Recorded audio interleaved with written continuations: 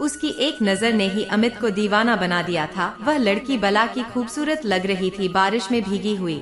बारिश के पानी ने उसे सर से पांव तक भिगो दिया था। उसके गालों पर लिपटी उसकी जुल्फे किसी को भी दीवाना बनाने के लिए काफी थे। आज सच में सभी अप्सराएं एक ही मूर्ति में समा गई थी। आज के पहले बहुत से चेहरे देखे, लेकिन किसी में भी इतनी कशिश नहीं देखी थी। आज सच में धन्यवाद करने का मन कर रहा था उस रोड लाइट का, जिसकी मेहरबानी से उस सुंदर से मुखड़े का दीदार हो पा रहा था। वह परेशान थी कि उसकी स्कूटी स्टार्ट नहीं हो रही थी। बारिश में भीगी हुई जुल्फों को जब अपने गालों से हटाती थी तो उसके गालों का दीदार होता।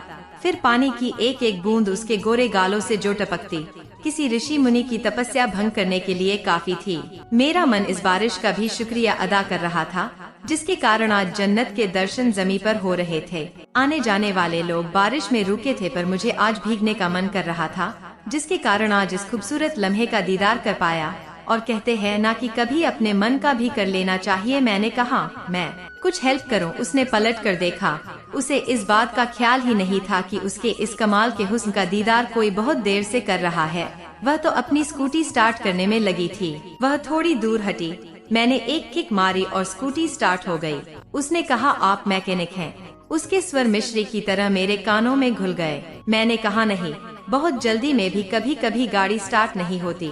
वह स्कूटी पर बैठकर अपना हाथ बढ़ाया। परिणाम है मेरा, मैं अमित।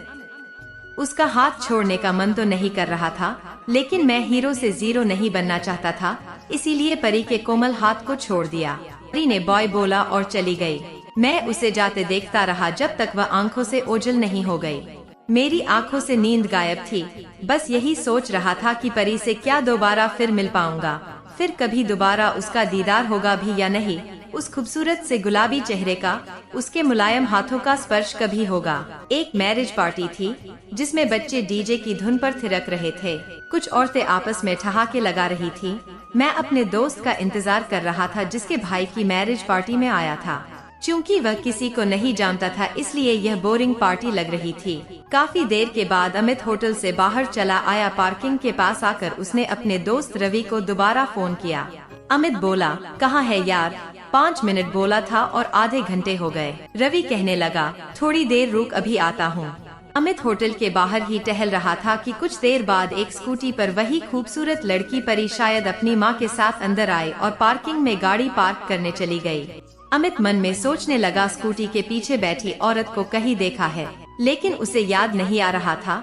वह दोनों कुछ देर में गाड़ी पार्क करके आ गयी। अमित जैसे उनको दोबारा देखा, उसे याद आ गया, वह तो मिसेज रेखा है। दुआ इतनी जल्दी कबूल होती है, कभी सोचा न था। अभी कल की बारिश में जिसके दीदार हुए थे, जिसको याद करके रात भर करवटें बदलता रहा, वह आज मेरे सामने थी। कल बारिश में जितनी खूबसूरत लग रही थी, उतनी ही आज भी निखार है उसके हुस्न में। फर्क बस इतना था कि बारिश के कारण जो रेशमी जुल्फें उसके गालों से चिपक रही थी, वही आज हवा में लहरा कर उसके गालों को चुम रही थी। अमित बुदबुदाने लगा, खुदा ने बहुत ही फुर्सत से तेरे हुस्न को तराशा है। काश तेरी हथेलियों पर मेरा नाम लिखा हो खुदा ने। रेखा जी बोल पड़ी, कैसे हो अमित? रेखा जी अमित को पहचान गयी। अमित ने कहा, ठीक हूँ, आप कैसी हैं? रेखा जी बोली, मैं ठीक हूँ। किसी का इंतजार कर रहे हो? अमित ने कहा, अपने दोस्त रवि का। रेखा जी बोली, अच्छा ठीक है, अभी तो होना। अमित ने कहा, जी। रेखा जी कहने लगी, तो अभी मिलना, बिना मिले नहीं जाना। रेखा जी ऐसे बात कर रही थी जैसे वो उसको बरसों से जानती हो। परी ने भी पूछा, और अमित कैसे हो? अमित ने जवाब दिया, ठीक हूँ। रेखा जी ने बोल पड़ी, कैसे जानती हो तुम अमित को? परी ने बताया, कल रात बारिश में मेरी स्कूटी स्टार्ट नहीं हो रही थी तो अमित। रेखा जी कहने लगी, तो वह अमित था। ये तो रवि का दोस्त है। रवि के बर्थडे पार्टी में मुलाकात हुई थी। बहुत अच्छा लड़का है, मुझे घर तक छोड़ा भी था उस दिन। परी बोली, क्या यादाश्त है आपकी? 6 महीने पहले जिससे मिली थी वो आज भी याद है। बात करते करते दोनों होटल के अंदर पहुंच गयी और वहां मिसेज चड्डा और उनकी दोनों बेटियों से उनकी मुलाकात हुई। इधर रवि भी 15 मिनट में होटल आ गया। न्यू कपल अपने बड़े भाई और भाभी के साथ। रवि बोला, और भाई अमित, ये है हमारी भाभी, कैसी हैं? रवि बहुत खुश था अपनी नई नवेली भाभी के साथ। अमित कहने लगा, भाभी बहुत खूबसूरत हैं। रवि ने कहा, अंग्रेजी में बोल, हिंदी नहीं समझती हमारी भाभी? क्यों भाभी? रवि ने भाभी की तरफ नहीं देखा। वह जानता था कि भाभी उसे घूर रही होंगी। क्योंकि भाभी ने अंग्रेजी में PhD किया हुआ था। अमित ने कहा, वेरी ब्यूटीफुल, हिंदी सिखा देना भाई, क्योंकि मेरी अंग्रेजी बहुत अच्छी नहीं है। हंसी के ठहाकों के साथ आगे बढ़ गए। नए जोड़े से मिलने के लिए सब बेकरार थे। दुल्हन से मिलकर बच्चे बहुत खुश थे। रवि ने भी अपने बाकी मित्रों से अमित का परिचय करवाया। सब लोग पार्टी एंजॉय कर रहे थे। अमित फोन पर किसी से बात करने में लगा था। उसे लगा कोई उसके पीछे खड़ा है। अमित ने फोन काट दिया और पीछे मुड़ा तो उसकी निगाहें परी को एकटक देखे जा रही थी। परी ने आवाज लगाई, अमित। अमित बुद्ध बना खड़ा था। परी ने दोबारा बुलाया। अमित फिर भी एकटक उसे देखे जा रहा था, जैसे उसके कानों तक परी की आवाज जा ही नहीं रही हो। 3-4 बार आवाज देने के बाद भी जब वह ऐसे ही बुद्ध बना रहा तो इस बार परी ने उसका हाथ पकड़कर पूरा झकझोर दिया।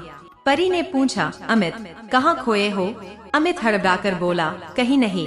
परी ने कहा, 4-5 बार अमित अमित बुला चुकी, तुम सामने खड़े हो, कुछ बोल ही नहीं रहे हो, कहाँ खोए हो? अमित बात को टालते हुए, वो कैसे कहे कि तुम्हारे ही ख्वाबों में खोया हूँ, कैसी हो? परी ने कहा, आई एम फाइन। अमित कहने लगा, स्कूटी बीच में बंद तो नहीं हुई? परी बोली, नहीं, कल के लिए थैंक्स, मैं आधे घंटे से स्टार्ट कर रही थी, वह स्टार्ट ही नहीं हो रही थी। अमित बोला, एक बात कहूँ? परी की फ्रेंडली बातों से अमित की हिम्मत बढ़ रही थी। परी ने कहा, हाँ बोलो। अमित ने कहा, तुम बहुत खूबसूरत लग रही हो। परी मुस्कुराते हुए बोली, थैंक यू। अमित ने फिर कहा, मैंने सोचा न था कि तुम दोबारा ऐसे मिल जाओगी, फिर तुम ऐसे आकर मुझसे बात करोगी। अभी जब तुम सामने आकर खड़ी हुई तो मैंने सोचा कि यह मेरी कल्पना है, मैं तुमको बस देखे जा रहा था। परी अपनी तारीफ सुनकर मन ही मन बहुत खुश थी। परी बोली, और कल भी मैंने नोटिस किया था, कल भी तुम बहुत ध्यान से देख रहे थे, मेरी मदद के लिए रुके थे या फिर डॉट? अमित बोला, ऑफ कोर्स मदद के लिए ही रुका था, लेकिन तुम्हारे हुस्न का दीदार करने से अपने को रोक नहीं सका, और बारिश में भीगकर तुम बहुत हसीन लग रही थी। परी कहने लगी, मैं बारिश से परेशान थी, आधे घंटे से भीग रही थी और तुम वहाँ मजे ले रहे थे। परी ने झूठा गुस्सा दिखाते हुए।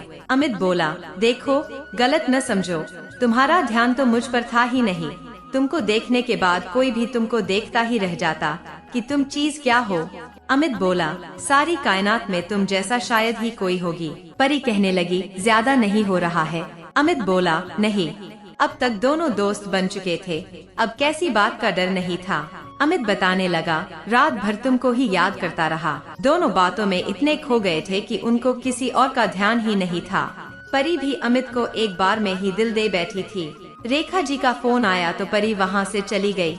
जाने से पहले दोनों ने एक दूसरे के फोन नंबर लिए, एक बार और मिलने का वादा भी किया।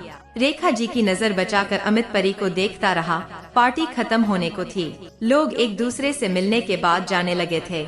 अब अमित भी जाने की सोच रहा था कि पीछे से आवाज आई। अमित ने पीछे मुड़कर देखा तो रेखा जी अपनी परी के साथ खड़ी थी। रेखा जी ने पूछा, अमित खाना खा लिए?